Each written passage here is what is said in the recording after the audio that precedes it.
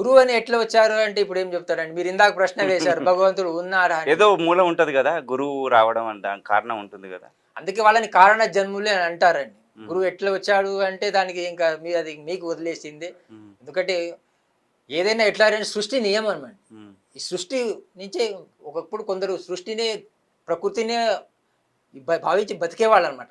కాలక్రమేణంగా రాముడు కృష్ణుడు ఇవన్నీ వచ్చాయి కాబట్టి అప్పుడు మనం దాన్ని ఒక ఆధారంగా అంటే వాళ్ళు జీవితంలో వాళ్ళు బతకలేదు, వాళ్ళ గురించి బతకలేదు. ఒక రాముడు కానీ అటు కృష్ణుడు కానివ్వండి, నేను ఇందాక చెప్పాను మీకు, ధర్మం రాజకీయంలో ప్రవేశిస్తే రామాయణం అండి, ధర్మంలో రాజకీయం ప్రవేశిస్తే మహాభారతం.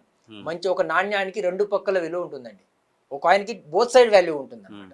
వన్ సైడ్ మనం ఇప్పుడు ఆలోచించేది కాబట్టి. కోడి ముందా గుడ్డు ముందా అంటే ఏం చెప్తానండి ఇప్పుడు నేను? సృష్టి ఒకటి వచ్చింది, గురువులు ఒకప్పుడు దాన్ని వాళ్ళ వాళ్ళ అనుభవం బట్టి కాలక్రమేణంగా బట్టి ఆలయాలు, భగవంతుడు, ఆధారం, ఇవన్నీ మనకు ఒక శాస్త్రం ఒకటి ఉంది, మనకు జ్ఞానం ఇచ్చేవారు గురువు. జ్ఞానం, ఒక వేదం ఉంది. మనకు వేదాలు ఇంపార్టెంట్ అండి. చాలా మంది పిల్లల్ని తిడుతుంటారండి వెధవా వెధవా వెధవా అని. మనం వెధవలం కాదండి, మనం వేదాలకు వారసులం అండి. ఈ వేదం మనకు అపౌరుషం అంటారు అనమాట. ఈ వేదం ఇది చెప్తుంది అని మన గురువులు మనకు అందించారు. మేము దాంట్లో తెలిసినంత వరకు మేము ఒక జ్ఞానాన్ని సంపాదించడానికి ఒక ప్రయత్నమే. ట్రై కడితే గొప్పవాళ్ళు కారండి, ట్రై చేస్తే గొప్పవాళ్ళు అవుతారు. కాబట్టి జీవితం అనేది ఒక ప్రయత్నం చేస్తూ ఉండాలి.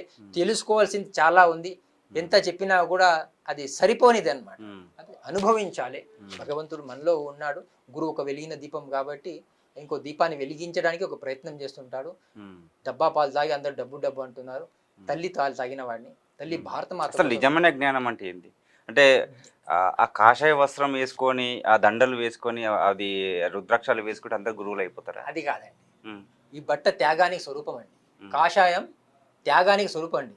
సూర్యుడు ఉదయమే వస్తాడు, వచ్చినప్పుడు కాషాయ రూపంలో ఉంటాడు. సూర్యుడు మళ్ళీ వెళ్ళి అస్తమించేటప్పుడు కూడా కాషాయంలో ఉంటాడు. ఆయన ఏమైనా ఆశిస్తున్నాడండి?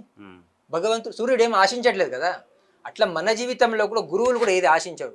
గురువులు ఏంటంటే అందరూ బాగుపడాలని కోరుకునే వాళ్ళు కాబట్టి కాషాయం త్యాగానికి స్వరూపం. సన్యాసంలో మా గురువు గారు ఏం చెప్పారంటే 5 రకాలు అన్నమాట. కుటీత, బహుదక, కొంతమంది వీటిని స్వార్థానికి వాడుకునే వాళ్ళు ఉంటారు కదా, వేషాలు వేసుకొని. తప్పకుండా ఉన్నారండి. రావణాసురుడు సీతను ఎత్తుకెళ్ళాలంటే ఆ రోజు ఆ కాలంలోనే ఆయన సన్యాసి వేషంలో వచ్చి సీతను ఎత్తుకెళ్ళాలి. కాబట్టి ఉంటారండి. సో మనం ఆ దిశగా కాకుండా ప్రతి మనిషిలో ఒక మంచితనం ఉంటుందండి. మనిషిలో 99 చెడు గుణాలు ఉండొచ్చండి, మనకు అక్కర్లేదండి. ప్రతి మనిషిలో ఒక మంచి గుణం ఉంటుందండి. ఆ మంచిని మనం 10 మందికి చెప్పాలి. మంచిని మైక్ లో చెప్పాలంట, చెడుని చెవులో చెప్పాలంట. అంటే జీవితంలో బాగుపడాలి అంటే మీరు చెడు ఆలోచించకూడదు ఎప్పుడు కూడా.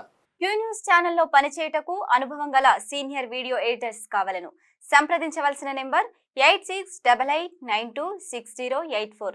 qnewsads@gmail.com ను సంప్రదించండి. లైక్ చేయండి.